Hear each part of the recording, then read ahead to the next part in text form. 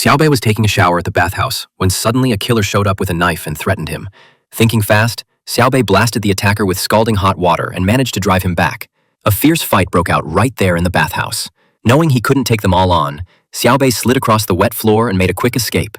He didn't even have time to grab his clothes before sprinting barefoot to the rooftop.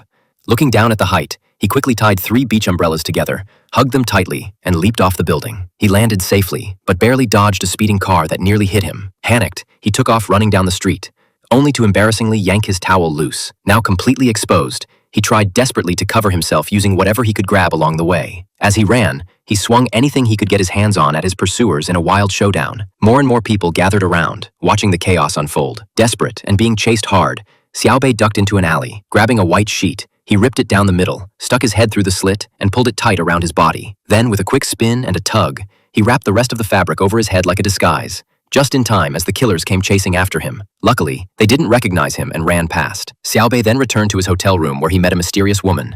But just as he caught his breath, 2 men barged in trying to take him away. In one swift move, Xiaobei spun around and knocked the weapon out of one man's hand. He fought them off fiercely, leaving them dazed and confused. But during the struggle, the woman was captured. To save her, Xiaobei had no choice but to stop fighting, only to be knocked unconscious with a hard blow to the head. When he woke up, he found himself hanging upside down. One of the men demanded he hand over something, but Xiaobei looked genuinely confused. He had no idea what they were talking about.